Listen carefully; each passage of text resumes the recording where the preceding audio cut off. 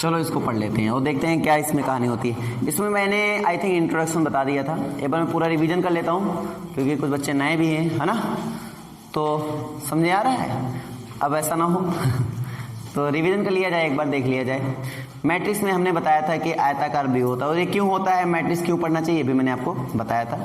ठीक है, अब ये नहीं बताएंगे क्यों पढ़ना चाहिए, अभी बताएंगे मैट्रिक्स क्या होता है। तो मैट्रिक्स क्या होता है, एक आयताकारी रेक्टेंगुलर अरे होता है, यानी कि ऐसा कुछ, ठीक है, और उसको रिप्रेजेंटेशन कुछ इस बॉक्स से करते हैं या फिर आप उसको ऐसे भी रिप्रेजेंटेशन कर सकते हो। काफ़ी बंदों को पता ही नहीं होता कि ये रिप्रेजेंटेशन भी होता है इसका, लेकिन होता है, एक रिप्रेजेंटेशन ये भी होता है। काफ़ी बार एग्जाम में आपको, यहाँ तो नहीं, यूपी बोर्ड के एग्जाम में नहीं बात कर रहा हूँ मैं, ठीक है, ये एग्जाम जो आपके कंपटीशन एग्जाम होते हैं अधिकतर उनमें ये ना देकर वो अधिकतर ये दे देते हैं। ठीक है, तो आप घबराइए नहीं, ये भी एक नोटेशन होता है मैट्रिक्स का और ये भी एक नोटेशन होता है, बहुत ही रेयर इस्तेमाल होता है मैट्रिक्स का नोटेशन। और एक और होता है वो ये होता है, इसको भी एक मैट्रिक्स ही बोलते हैं हम लोग, क्या बोलते हैं, मैट्रिक्स। तो मैट्रिक्स के 3 नोटेशन हमें मिले, जो हमने एक पहला ब्रैकेट बनाया, दूसरा ब्रैकेट, एक टाइप के ब्रैकेट ही है ये, जो कि मैट्रिक्स के नोटेशन के तौर पे हम इस्तेमाल करेंगे यहाँ पर ना, और तीसरा ये नॉर्म जैसा, इसको भी हम लोग मैट्रिक्स के नोटेशन में इस्तेमाल करेंगे। तो 3 नोटेशन हो गए, ठीक है।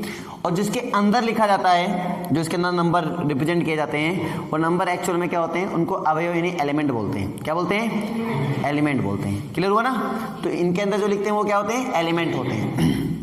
सबको बात समझ आ गई ना, कोई दिक्कत तो है नहीं, ठीक है। और इसमें हमने आपको बताया था कि आप सबसे पहली चीज में ये पहचाना सीखो कि कितने रो हैं, कितने कॉलम हैं, ठीक है। तो रो का मतलब होता है जो हॉरिजॉन्टल लाइन आप ड्रॉ करते हो, एक्चुअल में ये होते हैं रो। कॉलम का मतलब होता है जो आप वर्टिकल लाइन ड्रॉ करते हो यहाँ पर, ये होते हैं कॉलम। क्या होते हैं, कॉलम। रो को हिंदी में क्या बोलते हैं, पंक्ति, और कॉलम को स्तंभ। तो आप अपनी सुविधानुसार, लेकिन मैं इस्तेमाल करूंगा रो और कॉलम ही। अगर आपको मेरी किताब में तो पंक्ति लिखा है, स्तंभ लिखा है, उससे बढ़ने वाली बात नहीं है। अब इतना समझदार हो ना, समझ सकते हो ना, ठीक है। तो रो अगर मैंने यहाँ पर ऐसे गिन लिया इस तरीके से, जिसको बोलते हैं रो। अगर ऐसे गिन रहा हूं, इसको बोलते हैं कॉलम। तो अगर कोई मैट्रिक्स मैंने लिख दिया, मान लीजिए मैट्रिक्स मैंने लिखा, ठीक है, और इस मैट्रिक्स में मैंने लिखा 1 2 3 4 5 6 7 8 9। मैंने कहा इसमें कितने रो हैं और कितने कॉलम हैं, तो गिनना है। तो पहला गिनो, ये पहला रो, पहले रो में कौन आया, 1 4 7, ये पहला रो हुआ। दूसरा रो कौन आया, 2 4 2 5 8, दूसरा रो। तीसरा रो में कौन आया, 3 6 9, कौन आया, 3 6 9। बात क्लियर है। अब यहाँ पे अगर बात देखा जाए तो कॉलम की बात कर लिया जाए, तो पहला कॉलम, दूसरा कॉलम एंड तीसरा कॉलम। अगर पहले कॉलम में बात देखा जाए कौन कौन आया, 1 2 3, दूसरे कॉलम में 4 5 6, तीसरे कॉलम में 7 8 9। तो आई थिंक ये बात क्लियर हो गई। तो पहले कॉलम में आया 1 2 3, दूसरे कॉलम में आया 4 5 6 एंड तीसरे कॉलम में 7 8 9। तो रो कितने हुए, कॉलम कितने हुए, तो टोटल नंबर ऑफ रो है ना, यानी कुल पंक्तियों की संख्या कितनी है, कुल पंक्तियों की संख्या कितनी है, 3 है। और कुल स्तंभों की संख्या 3, यानी कि अगर टोटल नंबर ऑफ रो की बात करेंगे तो भी 3 आया, और टोटल नंबर ऑफ कॉलम की बात करेंगे तो भी 3 आया। तो मतलब कितने बाई कितने की हो गई मैट्रिक्स ये, तो 1 2 3, पहले रो लिखते हैं तो उसको 3 लिखा, और फिर लिखते हैं कॉलम 1 2 3, तो वो भी आया 3, यानी 3/3 का ये क्या हुआ, मैट्रिक्स हुआ। सबको समझ में आ रही है, ठीक है। यहां तक कोई डाउट। तो ये एक्चुअल में ये क्या था, ये टोटल नंबर ऑफ रो थे, है ना, यानी कि कुल पंक्तियों की संख्या।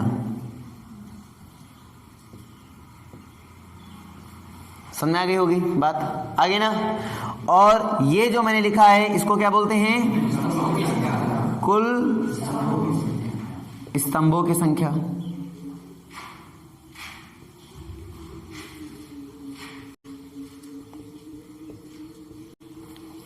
ठीक है, ये होता है। तो ये तो बोलोगे नहीं, समझ में आ गया।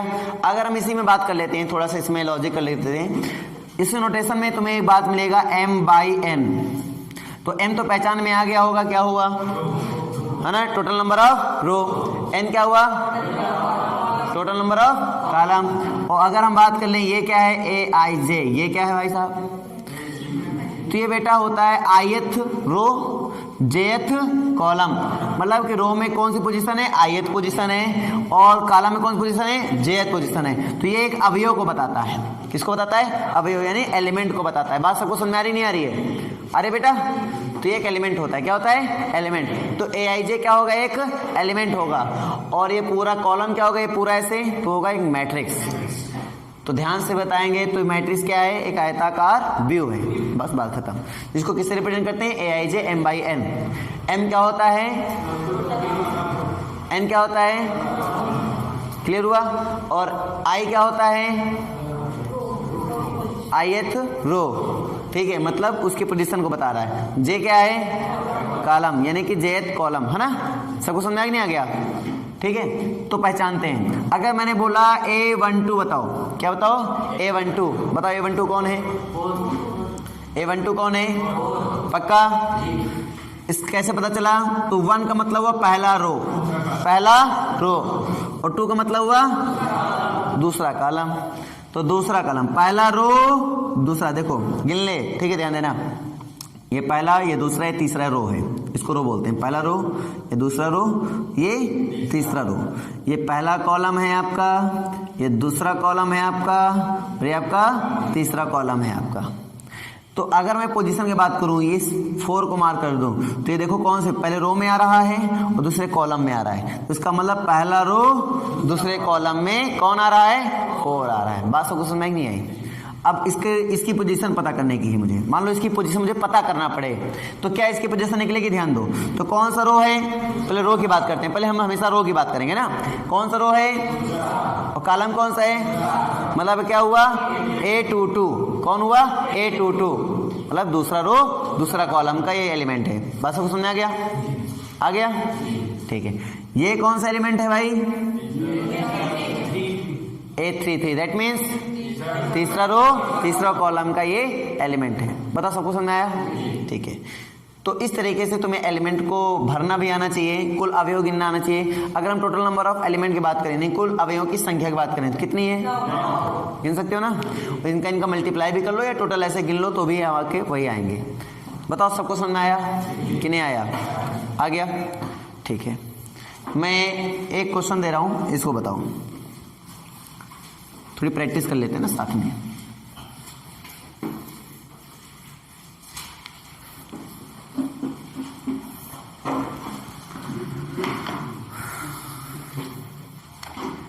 ठीक है, अगर मैं यहाँ पे बात कर लेता हूँ, पहली चीज, पहले क्वेश्चन की बात कर लेता हूँ कि भाई तुम्हें दिया गया है aij बराबर, यहाँ पे दिया गया है आपको i if i is less than j if यहाँ पे हो जाएगा i is greater than j। ठीक है, इस टाइप से क्वेश्चन किए नहीं किए? और एक और स्टेप बढ़ा लो, if i equal to j then value is equal to 0। ठीक है, मैंने ऐसा दे दिया है ना, तो घबराने की बात नहीं है भाई। आई होता है, जे होता है और के होता है ना, सॉरी आई जे होता है जिसमें रो और कॉलम की संख्या बताई जाती है, कोई दिक्कत नहीं है। और इसमें एक बात और बोली गई है, जो मैट्रिक्स आपको बनानी है वो बनानी है 3/2 की मैट्रिक्स बनानी है। कौन सी मैट्रिक्स बनानी है? 3/2, मतलब number of total number of row कितने यहाँ पर, और कॉलम कितने हैं, मतलब 2 ही कॉलम होने चाहिए और 3 रो होने चाहिए, बात यहाँ पर याद रखना। ठीक है, चलो बना लेते हैं भाई साहब। अगर यहाँ पे रो 3 हो गए, कॉलम 2 हो गया, तो भाई ये रो 3 है तो भरो A11 A12, बस 2 ही कॉलम में जाना, 2 से ज्यादा मत चले जाना। अगला A21 A22, 2 कॉलम आए रुक गए, A31 A32, बस रुक गए। अगर आगे भी होता उसके अकॉर्डिंग बढ़ते।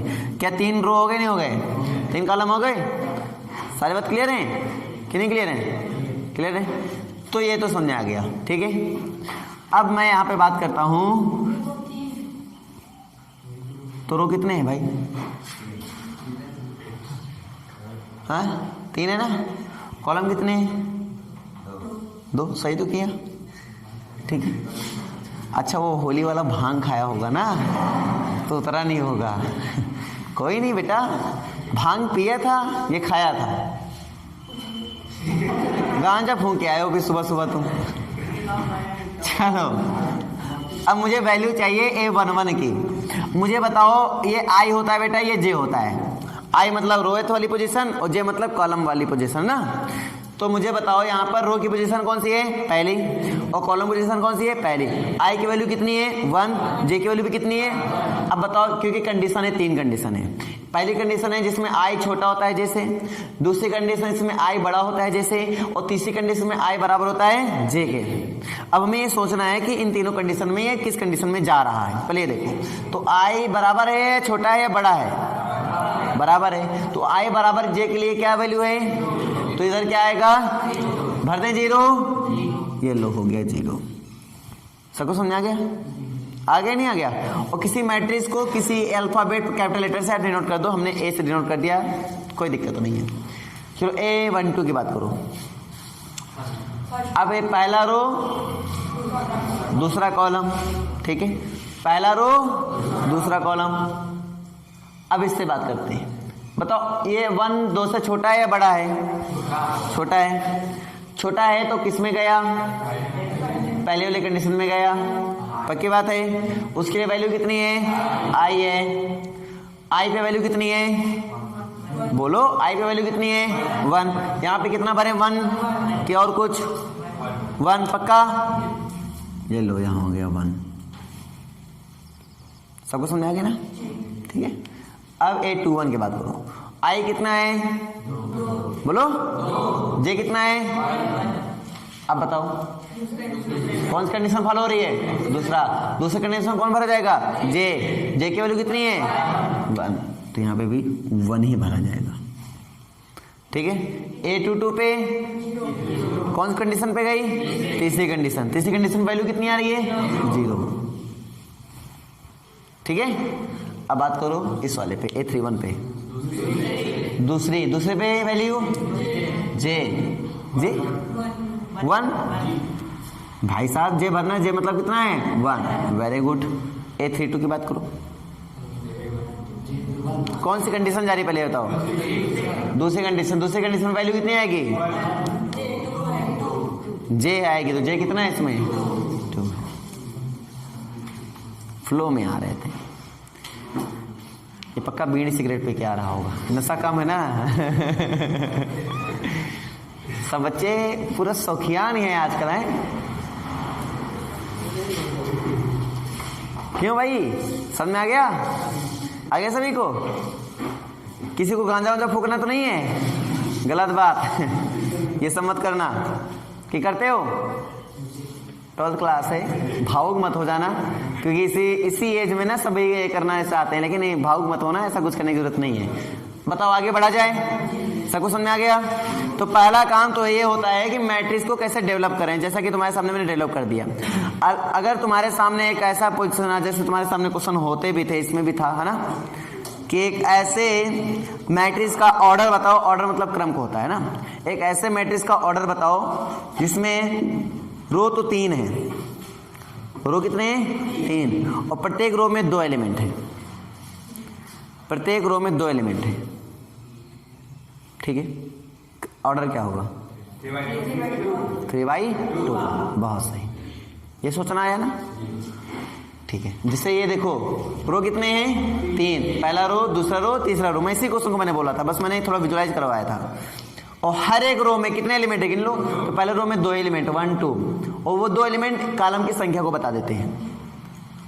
और अगर मैं बोलूं 2 कॉलम है, कितने कॉलम है 2 कॉलम है, और हर एक कॉलम में 4 एलिमेंट है, तो जो मैंने भाई रो तो बता दिया मैंने कि कितने कॉलम मेरे पास हैं, 2 कॉलम है, मतलब कॉलम तो मैंने बता दिया, रो मैंने नहीं बताया, लेकिन कॉलम में एक एलिमेंट कितने मैंने वो बता दिया, वो एलिमेंट मैंने बताया 4 एलिमेंट है। बताओ रो कितने हो जाएंगे, 4 ही होंगे, कितने होंगे 4, तो रो को पहले लिखते हैं, कॉलम बाद में लिखते हैं, तो फिर क्या होगा 4/2, वेरी गुड, 4/2 की मैट्रिक्स होगी।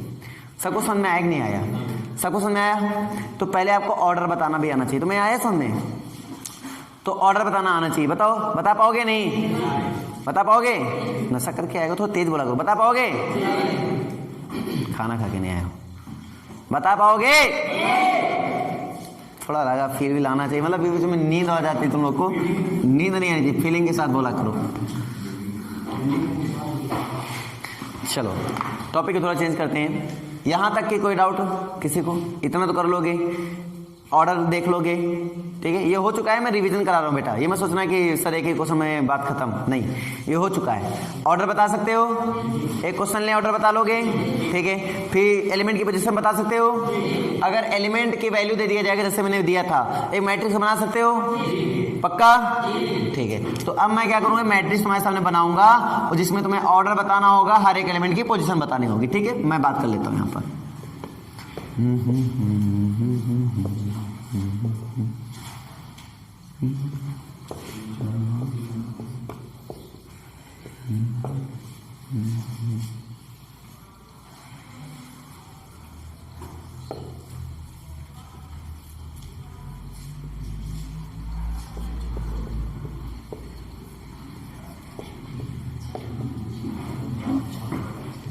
ये तुम्हारे सामने मैट्रिक्स दिख रही होगी कोई ना कोई, है ना, दिख रही है। अब पहले इसमें काउंट करो, रो कितने हैं, पक्का, और कॉलम कितने हैं। मैट्रिक्स का ऑर्डर क्या हुआ, 6/4, यानी 6/4 की मैट्रिक्स मेरे सामने हुई। कोई दिक्कत बताओ यहाँ तक, ठीक है। सेकेंड रो के एलिमेंट को बताओ बेटा तुम। 1726। वेरी गुड, बैठो। थर्ड रो के तुम एलिमेंट बताओ भवानी, हाँ तुम थर्ड रो के। 3 4 5 7, अच्छा। तुम बताओ सेकंड कॉलम के। 1 7 नहीं, -1, थोड़ा -2 है क्या, पास लाओ भाई, फिर से बोलो। पक्का, ठीक है। तुम बताओ बेटा फोर्थ कॉलम की एलिमेंट।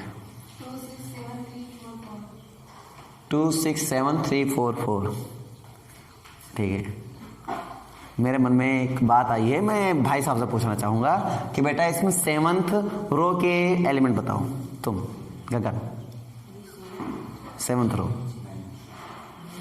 है नहीं, अच्छा नहीं है तो 5th कॉलम को बता दो। वहाँ नहीं अरे अच्छा मिस हो गया क्या, अच्छा तुम 5th रो का बता दो। अच्छा हटाओ, 5th रो का बताओ।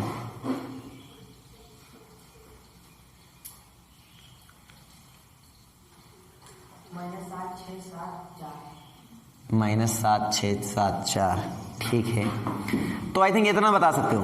अब मैं पर्टिकुलर एक पोजीशन दूंगा और जिसका नाम बोल दूं वो तुरंत देखते ही बताएगा। माइंड को फास्ट कर लो, दिमाग को तेज कर लो, जो भी बोलो सब सही है।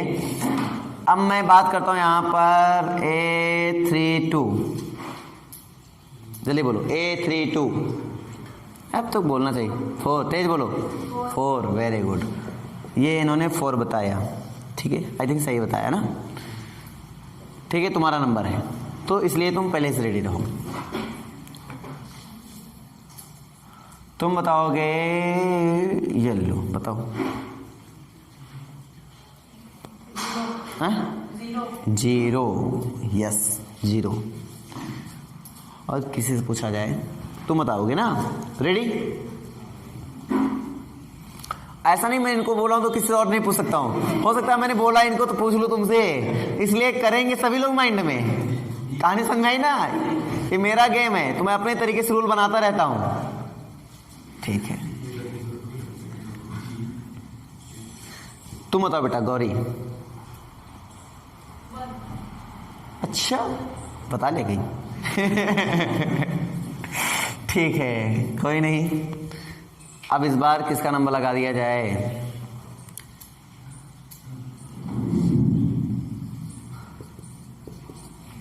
तुम बताओ हीरो। 5 4 4, ठीक है। अंगड़ाइयां ले रहा है टोटल एलिमेंट कितने हैं इसमें? 24। बैठो।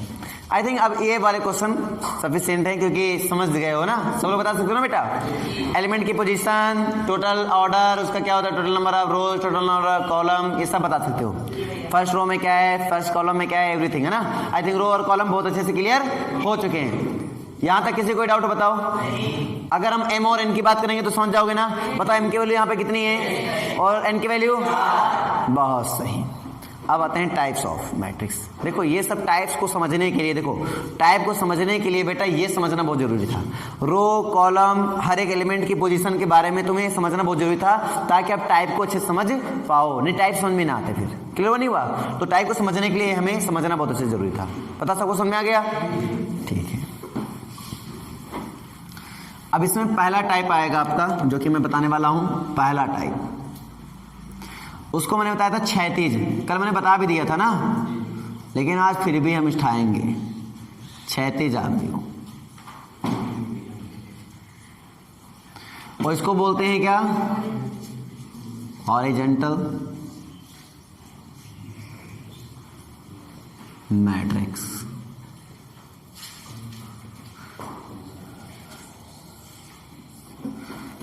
हॉरिजॉन्टल मैट्रिक्स, तो एक बार बताओ हॉरिजॉन्टल मैट्रिक्स क्या होता है? कोई बताना चाहेगा? कल मैंने बताया भी था, यानी टोटल नंबर ऑफ रो छोटा हो, अच्छा, और कॉलम ज्यादा हो, अच्छा। और कोई भाई बंधु, दीदी भैया, कोई बताना चाहेगा हॉरिजॉन्टल मैट्रिक्स क्या होता है?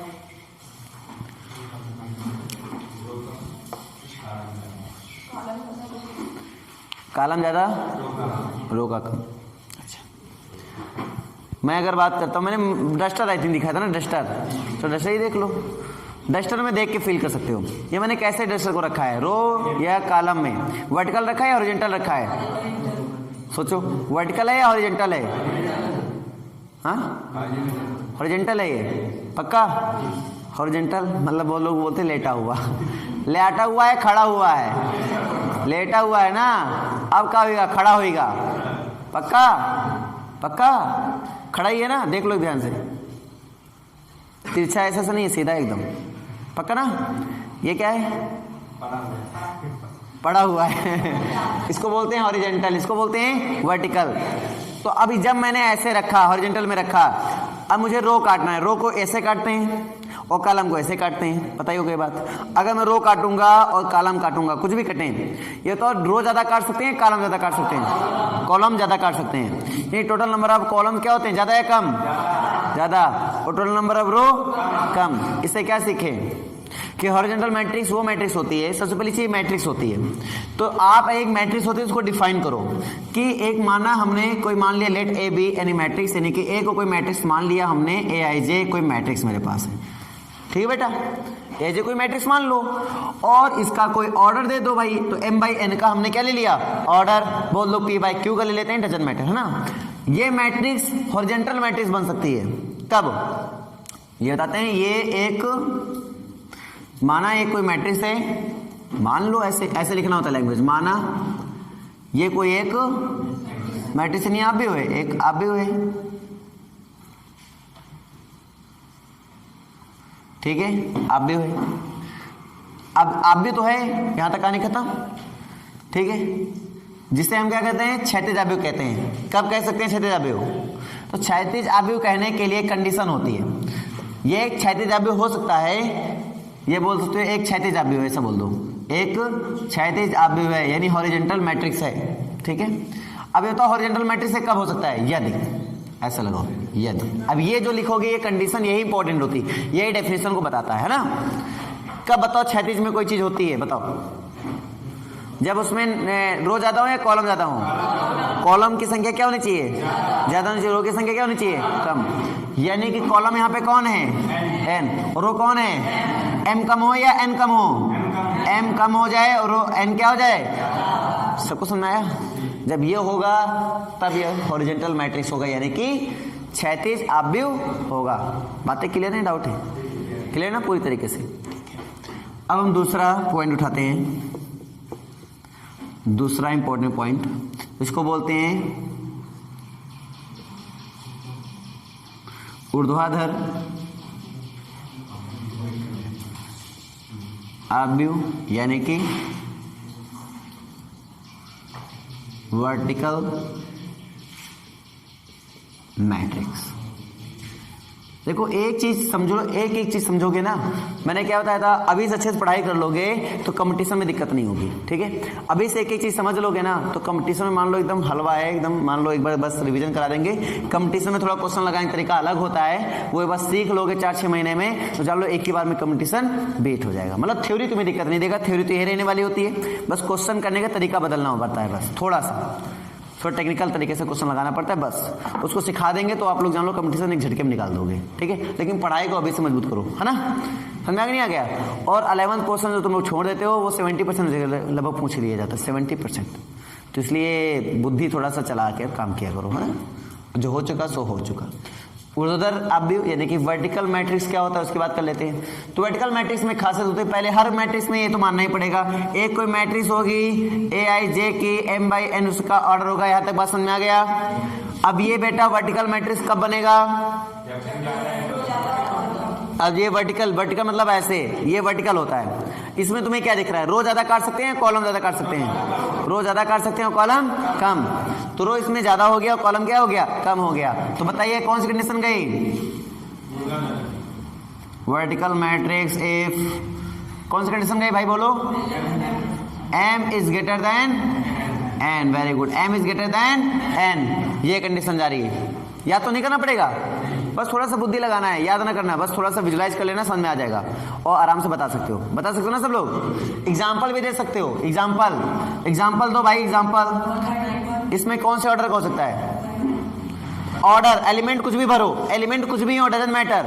एलिमेंट मतलब समझ पा रहे हो ना, एलिमेंट कुछ भी भर दो बीच में, 1 2 3 0 1 1/2 1/3 √2 √3 समथिंग एल्स, कुछ भी भरो। एलिमेंट से कोई मतलब नहीं है, ये किससे मतलब रखता है, केवल ऑर्डर से मतलब रखता है। याद रखो, ऐसी मैट्रिक्स केवल ऑर्डर से मतलब रखती हैं। किससे मतलब, ऑर्डर से। ऑर्डर देखो पहचान कर लोगे, हॉरिजॉन्टल है वर्टिकल है। बात क्लियर है, नहीं क्लियर, ठीक है। तो मुझे बताओ 1/1 क्या मैं लिख सकता हूं, नहीं, क्योंकि इक्वल को नहीं बता रहा है तो मैं 1/1 नहीं लिख सकता हूं, ठीक है। क्या मैं यहाँ पर 1/2 लिख सकता हूं, हाँ, नहीं बोल रहा हो तुम, बोल रहे हो, लिख सकते हैं। अब एक भाई बताओ, कंडीशन देख ले भाई, ये छोटा है कि नहीं है, इससे तो लिख सकते हैं। आप बताओ क्या 3/5 लिख सकते हैं, क्या 4/3, क्यों, क्योंकि n क्या होना चाहिए, बड़ा होना चाहिए। यहाँ n क्या हो गया, छोटा, क्योंकि गलत है, नाइंसाफी होगी। तो आगे लिख लेना, समझदार हो। ऑर्डर से मतलब है मैट्रिक्स कुछ भी हो, मैट्रिक्स का मतलब जैसे 1/2 लिखा मैंने, तो 1/2 की मैट्रिक्स बना लो। 1/2 का मतलब हुआ एक रो हो 2 कॉलम, लो ऐसे भर दिया या ऐसे भर दिया। हमने बोला ना एलिमेंट कुछ भी भर दो, एलिमेंट से कोई मतलब नहीं। यहाँ पे किससे मतलब है, ऑर्डर से मतलब। अगर कोई तुमसे बोल दे कि बेटा हॉरिजॉन्टल मैट्रिक्स क्या होता है, एग्जांपल बताओ। अब हॉरिजॉन्टल मैट्रिक्स की डेफिनेशन सर ने बता रखी है, अच्छे से तुमने बता दिया, सर ने एग्जांपल नहीं लिखा था। अब एग्जांपल में सोच रहे हो, सर एग्जांपल क्या लिखे, इसको बोलते हैं बुद्धि का हीन बंदा है। जब तूने ये लिख लिया है, तुझे साफ साफ पता चल चुका है कि m छोटा हो n से, एलिमेंट के बारे में किसी ने कोई कहानी नहीं बताई, मतलब एलिमेंट कुछ भी भरो। जैसे मैंने कहा घूमाओ बेटा, और मैंने नहीं कहा कहाँ घूमाओ, तो तुम्हारे हाथ में बढ़िया 10,000 रुपये पकड़ा दिए, तुम कहीं भी घूमो। अब अभी भी सोच रहे हो यार घुमा देखो पापा मार रहे हैं। अरे यार भाई साहब, पापा ने बोला बेटा जाओ जी ले अपनी जिंदगी बस तेरे पास 1 महीना है, जी ले अपनी जिंदगी, फिर मेरे अकॉर्डिंग तुझे चलना पड़ेगा। इसका मतलब पापा ने फुल छूट दी है कि देश के किसी भी कोने में जा सकते हो, तो जाओ। जब मैंने एलिमेंट के बारे में जिक्र नहीं किया तो एलिमेंट को जिक्र करने की जरूरत नहीं है। यहाँ पे ऑर्डर केवल जिक्र हो रहा है, तो ऑर्डर को ही पकड़ेंगे। बात सबको पकड़ में आ गई ना, बात सबको पकड़ में आ गई ना, ठीक है, ओके। दूसरा लो वर्टिकल भी क्लियर हो गया होगा, नहीं क्लियर हुआ, पक्का क्लियर है, पक्का क्लियर है, क्लियर है तुझे। हमने नींद तो नहीं है भाई, इसको नींद आ रही हो, ठीक है। दूसरा वाला की एग्जांपल बताओ क्या हो सकता है, तुम लोग खुद बोलो। 2/3 नींद में 3/2, ये ज्यादा होना चाहिए कम होना चाहिए। दूसरा बोलो 4/3, एक पूरा मैट्रिक्स बोलो, मैट्रिक्स बोलो। रो वाइज जो लिखे हैं, कॉलम वाइज तुम लोग बताओ, एक ही लोग बोलेगा, कौन बोलना चाहेगा, रो वाइज, चलो बोलो। 1 2 3 4 5 6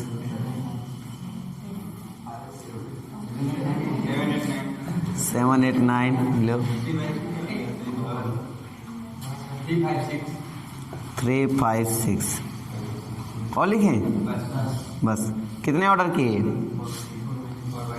4/3। बताओ ये कौन सा अभी होगा? उधर बता सकते हो नहीं बता सकते हो? पक्का बता सकते हो? तो 2 टाइप हमने क्लियर कर लिए। अब आगे लेकर चलता हूं थर्ड में।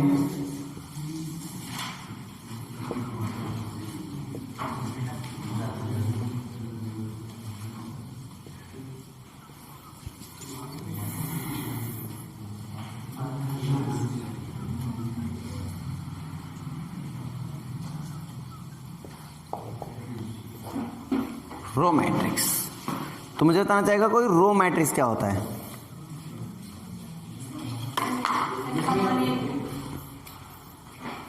रो मैट्रिक्स जो रो में रखी हो, रो मतलब ऐसे रखी हो, तो इसका m बराबर क्या हो? 1। तो वही सेम पहले मैट्रिक्स को बताएंगे, मैट्रिक्स बताने के बाद ये एक रो मैट्रिक्स है। ये कब रो मैट्रिक्स बन सकती है? जब m बराबर क्या हो? 1 हो। जब m बराबर 1 हो। क्लियर नहीं क्लियर? इसमें अगर मैं कॉलम मैट्रिक्स की बात कर लूं बेटा, कॉलम मैट्रिक्स इसी में डायरेक्टली बता रहा हूं, कॉलम मैट्रिक्स तो n बराबर 1, ये तो याद रहेंगे ना? ठीक है। अभी बाद में डिस्कशन करेंगे इससे, जो निष्कर्ष निकलेगा उसको प्ले डिस्कशन होगा अच्छा खासा, है ना? क्लियर है? वो डिस्कशन तभी अच्छे से आप बता सकते हो जब डेफिनेशन तुम्हें बहुत अच्छे से क्लियर हो। एग्जाम्पल लिखो कि एग्जाम्पल समझ में आ गए? जरा इसका एग्जाम्पल बोलो, ऐसे सिंपल, ऐसे जैसे ऑर्डर में। ये 2/2 1/1 और 1/1 1/2 1/3 1/4 1/5। इसका 1 से स्टार्ट होया सिंपल, 1/5 1/7 1/8 1/9। n तो 1 ही ले रहा हूं ना मैं, ठीक है। इसका एग्जांपल बोलो। 1/1 2/1 3/1 4/1 5/1 6/1 7/1 एंड सो ऑन। ये हो गया। क्लियर नहीं क्लियर? ज्यादा समझ में आ गई? थोड़ा विजुलाइज कर लो अच्छे से, बाद में ना हो सर जी हम भूल गए। हम एक से खड़ा करके पूछेंगे, बाद में डिस्कस करेंगे। चलो ये दोनों हो गया। अब उसके बाद आता है जीरो मैट्रिक्स। जीरो मैट्रिक्स को नल मैट्रिक्स बोलते हैं, है ना? शून्य आप भी हो।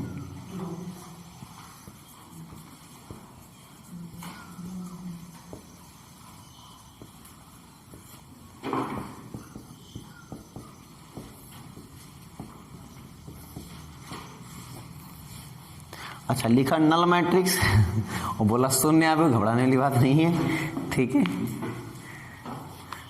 रो क्लियर हो गया था, तो ये भी क्लियर हो जाएगा, कोई बड़ी बात नहीं। इसी को रिक्त बोल देते हैं। नल का मतलब होता है रिक्त, मतलब खाली। तो रिक्त समुच्चय नहीं है आप भी हो, ठीक है। तो इसकी कहानी बताइए क्या होता है भाई? शून्य नाम से पता चला है। अब देखो, अब मैं जो बात करूंगा वो कहीं ना कहीं एलिमेंट से बात होने लगेंगी, है ना? ये जो होगा ये कहीं ना कहीं एलिमेंट से बात करेगा। ऑर्डर कुछ भी हो, ऑर्डर कुछ भी हो, ऑर्डर मतलब हुआ m/n, मतलब चाहे आप इसका उठाओ, चाहे इसका उठाओ, चाहे रो का उठाओ, चाहे कॉलम का उठाओ, कोई डजंट मैटर। ऑर्डर कुछ भी हो, ऑर्डर कुछ भी ले सकते हैं, कोई दिक्कत नहीं। बस याद रहे कि शून्य आव्यूह यानी नल मैट्रिक्स उसे हम कह सकते हैं जिसके हर एक एलिमेंट क्या हो? क्या हो? तेज बोलो, क्या हो? बस शून्य हो, यानी कि 0 हो। तो यानी Aij फाइनली क्या आएगा? इसमें 0 आएगा। इसमें ऑर्डर से मतलब नहीं है, इसमें ये मतलब है कि Aij यानी जो एलिमेंट हो, हर एक एलिमेंट इसमें 0 होना चाहिए। ये बात करता है। इससे कोई मतलब नहीं कि आपका ऑर्डर क्या है, 2/2 है, 3/2 है, 1/3 है, डजंट मैटर। समझ पा रहे हो कि नहीं समझ में आ रहा है? एग्जाम्पल सिंपल दे सकते हो, कोई भी एग्जाम्पल दे सकते हो। इसको भड़का हुआ है 0 से, हम लोग बिग 0 से डिनोट करेंगे। किससे डिनोट करेंगे? बिग 0। ये लो बिग 0 बना दिया मैंने, थोड़ा छोटा 0 है। ये लो बिग 0 बना दिया मैंने, ठीक है। मैं आपको ये पहले लिख के दिखाता हूँ। ये 2/2 की मैट्रिक्स हो गई। मैं आपको ये लिख के दिखाता हूँ और ये लिख के दिखाता हूँ। कितना है? 3/2 की हो गई। सिंपल, हमने बताया ना कुछ भी हो सकता है। पता सबको समझ में आया कि नहीं आया? आ गया? तो जब मैट्रिक्स लिखा होगा तो आप ऐसे समझेंगे, कोई दिक्कत नहीं है। ये भी एक 0 ही है, याद रखना। ये क्या है? 0, यानी 0 से ही डिनोट करते हैं इसको, 0 से ही डिनोट करते हैं इसको।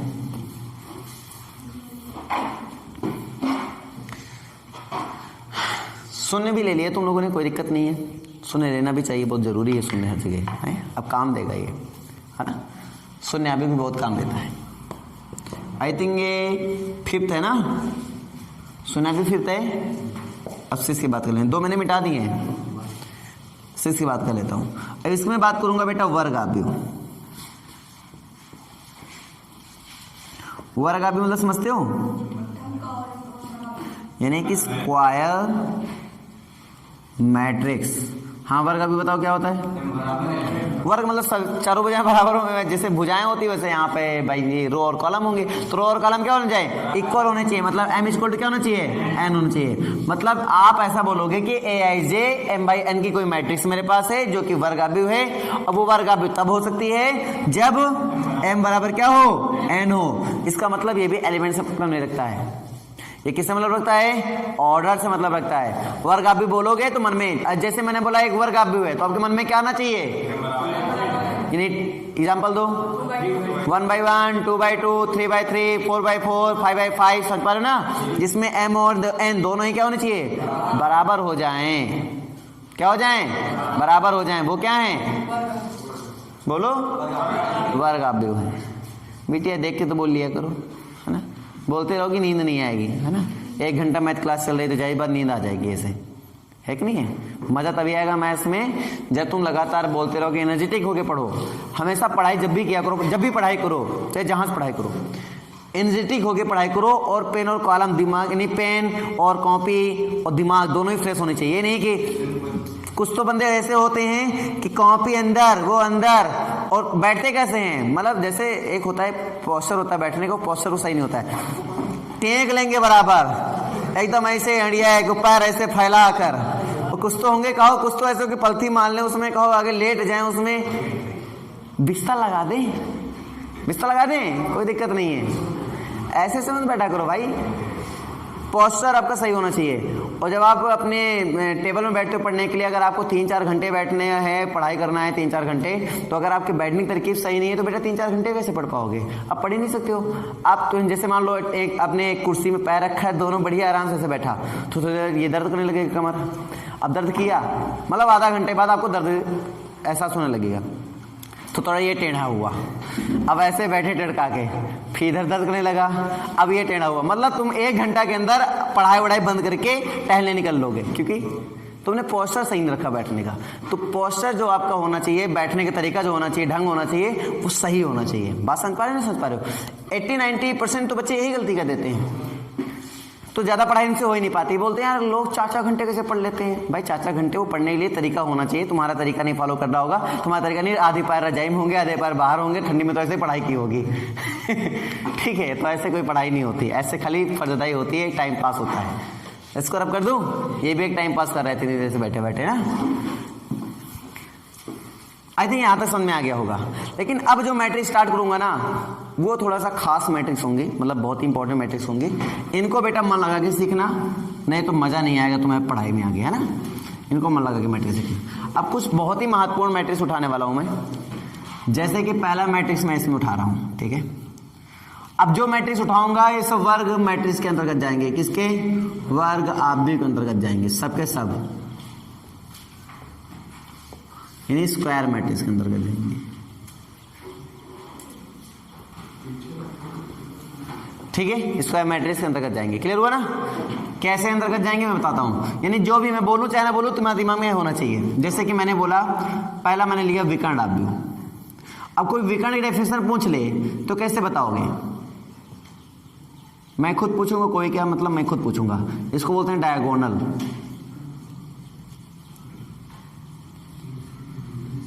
सबसे बड़ी चीज बच्चों को गलती ये होती है, बच्चों को लगता है कि ये सीखने का कोई मतलब ही नहीं है हमारा। मैं बोलूँ ये नहीं सीखोगे तो गहराई नहीं आएगी, पढ़ाई में गहराई नहीं आएगी, आप कोई एग्जाम क्वालिफाई नहीं कर पाओगे, आप कहीं ना कहीं एक अपाहिज तरीके से हो। लेकिन आप सब कुछ पढ़ लोगे ना तो अपाहिज नहीं रहोगे, चाहे जहां से क्वेश्चन पूछे आप बता सकते हो, ठीक है ना।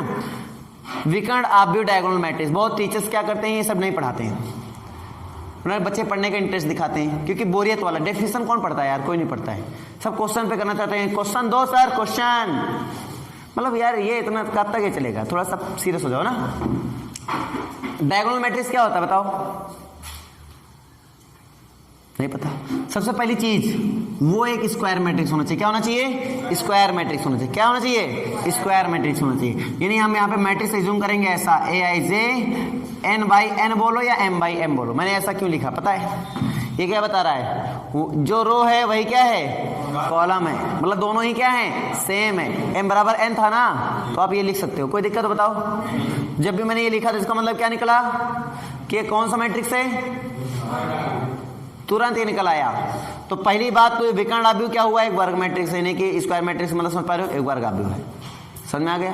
अब वर्ग आव्यूह है तो बात तो क्लियर हो गई, ऑर्डर सेम हो गया, यानी कि ये सेम हो गया, रो और कॉलम की पोजीशन सेम है सब कुछ। यहाँ तक कहानी समझ में आ गई। लेकिन कुछ ना कुछ तो अपनी कंडीशन देगा ही। वो कंडीशन देता है बेटा एलिमेंट से। किससे देता है? एलिमेंट से। एलिमेंट में एक होता है प्रिंसिपल डायगोनल, एक होता है प्रिंसिपल डायगोनल। ठीक है, क्या होता है? Principal diagonal. What do you mean by principal diagonal? तो जब भी हम लोग प्रिंसिपल डायगोनल की बात करेंगे, प्रिंसिपल डायगोनल, तो आप प्रिंसिपल डायगोनल पता क्या याद करेंगे? जो हमारे पास a11 होती हैं, जो हमारे पास a22 होती हैं, जो हमारे पास a33 होती हैं, जो हमारे पास a44 होती हैं, एंड सो ऑन, जिसमें रो की पोजीशन और कॉलम की पोजीशन दोनों की पोजीशन सेम होती है, उनको बोलते हैं प्रिंसिपल डायगोनल। बच्चों का एक बहुत बेहतरीन क्वेश्चन आया था मेरे सामने जब मैंने प्रिंसिपल डायगोनल को समझाया था। हमने बोला भाई डायगोनल एलिमेंट होते हैं। ठीक है, मैंने ऐसे बोला कि कोई मैट्रिक्स ले लिया। पहली बात तो स्क्वायर मैट्रिक्स होना चाहिए, तो मतलब मैंने 3x3 की कोई भी मैट्रिक्स मैंने ले लिया, एज्यूम कर लो। ठीक है, तो ये मान लो 1 2 3 4 5 6 7 8 9, और हमने उनसे बोला कि ये बेटा होते हैं हमारे पास डायगोनल एलिमेंट्स, यानी कि प्रिंसिपल डायगोनल या अग्र जो भी तुम्हारे यहाँ बोलते हैं, विकर्ण है ना, ऐसे कुछ भी, मुख्य विकर्ण बोल सकते हो, हिंदी में मुख्य विकर्ण भी बोलते हैं। क्या बोलते हैं? मुख्य विकर्ण। तो उसने कहा कि सर ये तो ठीक है, आपने ये बताया, क्या मैं उसको ऐसा, वो विकर्ण को मतलब वो समझ रहे हो ना, जैसे वर्ग बना दो, एक वर्ग बनाओ तो वर्ग में इधर से विकर्ण होता है एक, तो बोलते हैं इधर से भी विकर्ण होता है। वो इसको एज्यूम कर रहा था। उसने कहा सर, उसका प्रश्न ये था मुझसे कि सर क्या हम इधर से भी अपना डायगोनल क्रिएट कर सकते हैं? अब आप लोग बताओ, मैंने डेफिनेशन बता दी तुम लोग को, आप लोग बताओ क्या हम इधर से डायगोनल क्रिएट कर सकते हैं? यस या नो? थोड़ा विचार कर लो और फिर बताओ कि हम यहां से इधर से डायगोनल क्रिएट कर सकते हैं? यस या नो? नहीं क्रिएट कर सकते हैं। क्यों? क्योंकि डेफिनेशन क्या बोलती है? मतलब उनका जो पोजीशन हो क्या होनी चाहिए? सेम होनी चाहिए। आई बराबर क्या होना चाहिए? जे होना चाहिए। क्या इस पोजीशन में आई बराबर जे है? क्या नहीं है। ये कौन सा पोजीशन है? पहला रो तीसरा कॉलम। क्या दोनों सेम है? नहीं है। पहला रो तीसरा 1 बराबर 3 नहीं हो सकता है ना, इसलिए हमारा नहीं हो सकता। तो इसमें ये चीज याद रखना होता है। मतलब वो वर्ग के पूरी डेफिनेशन में मत चले जाओ कि हाँ यहाँ पर, वहां पे शीर्ष से मतलब होता है ना, इसलिए वो डेफिनेशन अलग होती है बेटा, वहां पे विकर्ण अलग होते हैं, ये विकर्ण अलग है। ठीक है ना, तो उसको मत मर्ज कर देना इसमें। यहाँ पे सिंपल मैंने मुख्य विकर्ण की डेफिनेशन बताई है, जिसमें a11 a22 a33 यानी i बराबर j जो होता है वही मेरा होता है। ठीक ना, तो a11 a22 a33 a44 and so on ai, जिसमें i और j दोनों क्या होना चाहिए? बराबर हो जाएं। वो क्या कहलाते हैं? मुख्य विकर्ण यानी प्रिंसिपल डायगोनल एलिमेंट कहलाते हैं। बताओ सबको समझ में आया? तो यहाँ पे बताओ प्रिंसिपल डायगोनल के एलिमेंट कौन कौन से हैं? 1 5 9। यहाँ तक सबको समझ में नहीं आया? आ गया। चलो मैं बात कर लेता हूँ विकर्ण आव्यूह की, मैं इसको समझा देता हूँ। थोड़ा सा मैं भावुक हो गया था, इसमें चला गया, लेकिन ये बताना बहुत जरूरी था कि विकर्ण आव्यूह इसी से बताता है। मैं इसकी कई तरीके से बता सकता हूं, एक तो नोटेशन तरीके से, एक लैंग्वेज के थ्रू। लैंग्वेज के थ्रू क्या बोलूंगा? मुख्य विकर्ण को छोड़कर, सुनना मेरी बात को, ऐसा वर्ग आव्यूह, मैंने एक लैंग्वेज के थ्रू बताया, नोटेशन के तौर पे नहीं है, नोटेशन के तौर पे व्हाइट बोर्ड में लिखूंगा, लैंग्वेज के थ्रू देखो कि कैसे इसको बताएंगे। ऐसा वर्ग आव्यूह बोला मतलब ये बोल दिया मैंने। ठीक है, ऐसा वर्ग आव्यूह यानी विकर्ण आव्यूह क्या होता है? बोलेंगे एक ऐसा वर्ग आव्यूह होता है जिसमें मुख्य विकर्ण को छोड़कर शेष सभी अवयव शून्य होते हैं। क्या बोला?